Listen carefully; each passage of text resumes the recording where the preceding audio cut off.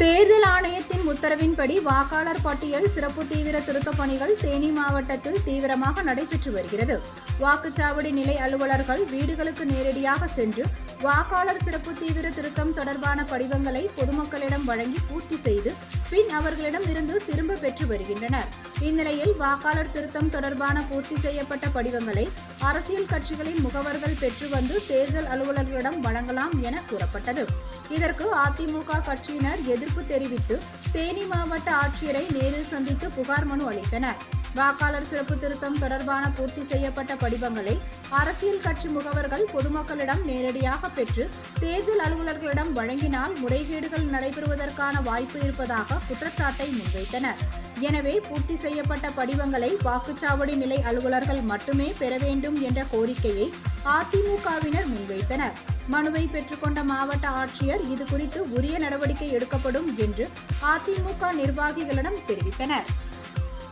வாக்குச்சாவடி நிலை அலுவலர்களால் PLO வீடு வீடாக சென்று படிவங்கள் வழங்கும் பணி நடைபெற்று வருகிறது.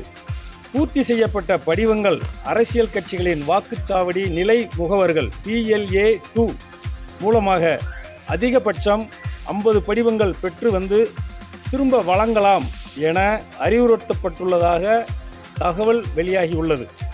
பூர்த்தி செய்யப்பட்ட படிவங்கள் அரசியல் கட்சிகளின் வாக்குச்சாவடி நிலை முகவர்கள் PLA2 மூலமாக பெற்றால் முறைகேடுகள் நடைபெற அதிகமான வாய்ப்புகள் உள்ளது. ஆகவே வீடு வீடாக சென்று வழங்கப்படும் வாக்காளர் விபரங்கள் குறித்த பூர்த்தி செய்யப்பட்ட படிவங்கள் சம்பந்தப்பட்ட வாக்குச்சாவடி நிலை அலுவலர்களால் PLO மட்டுமே பெறப்பட வேண்டும். இதற்கு தாங்கள் தகுந்த ஆவண செய்ய வேண்டும் என மாவட்ட ஆட்சித்தலைவர் அவர்களிடத்தில் கழகத்தினுடைய பொதுச்செயலாளர் மாண்புமிகு புரட்சித் தமிழர் எடப்பாடியார் அவர்களுடைய அறிவுறுத்தலின்படி இப்போ நாங்கள் எல்லாருமே சேர்ந்து எங்கள் மாவட்டத்தினுடைய பொறுப்பாளர் அண்ணன் ரதிமீனா சேகர், நகர செயலாளர், மாநில அம்மா பேரவை செயலாளர்கள், மாவட்ட ஒன்றிய பொறுப்பாளர்கள் எல்லாருமே நாங்கள் அன்னப்பிரகாஷ் எல்லாருமே சேர்ந்து வந்து இப்போ ஒரு பெட்டிஷன் கொடுத்துருக்குறோம்.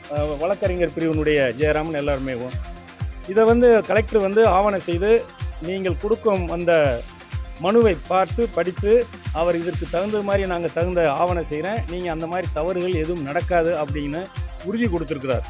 இந்த உறுதிமொழிக்கேற்ப நாங்கள் போகிறோம். மீண்டும் நாங்கள் ஏரியாவுக்குள்ளே போய் பார்க்கும்போது இந்த மாதிரி யாராவது அத்துமீறல்கள் ஏதாவது நடந்தால் மீண்டும் மாவட்ட ஆட்சித்தலைவரை சந்திப்பதாக கூறி வந்துள்ளோம்.